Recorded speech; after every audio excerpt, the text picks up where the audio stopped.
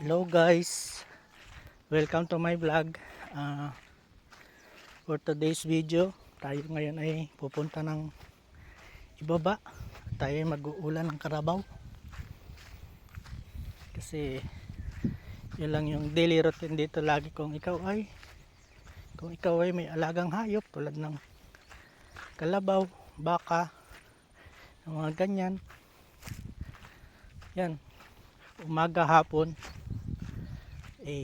uulahin mo siya, papainumin.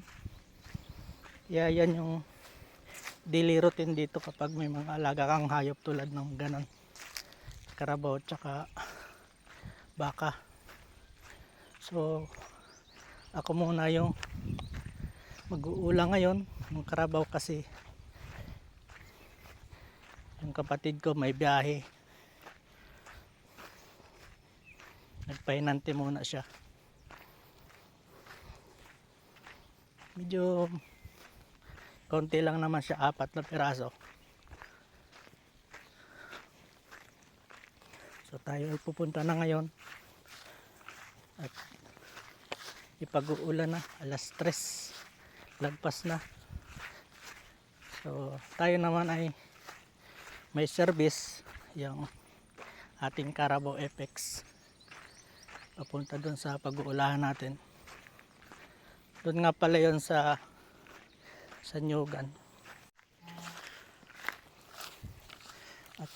At andito na tayo guys sa ating pag-uulahan ngayon. Dito na, papainom muna tayo.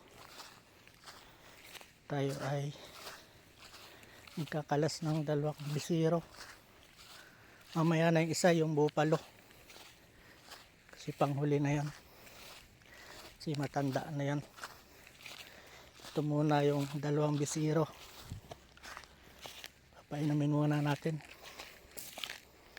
O ayan, dito na kami sa painuman dito sa ilog. Yan, habang sila iinom, sila naman ay naliligo. Kasi mainit ang panahon daw. Kaya kailangan nilang magpalamig kaunting oras habang sila ay umiinom. Ayan na guys, tapos na. Iuulan na natin siya dito sa Nyugan. Ayan, dito na natin itatali ang mga yan karabaw. Ito na yung huling papainumin natin, si Bupala.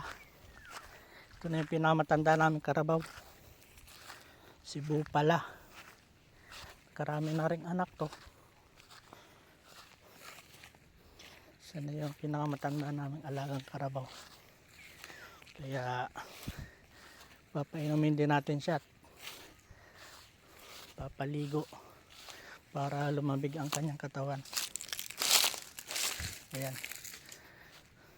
dadali na lang na sa ilog kung saan natin pinainom yung 3 kanina. Let's go. Guys, tapos na tayong mag-ulan ng karabaw.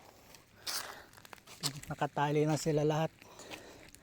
Bukas ng umaga babalikan uli natin sila para baguhin ang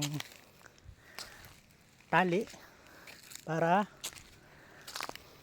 may bago din silang pagkain na damo para sa maghapon nilang pagtatambay sa ilalim ng Nyugan.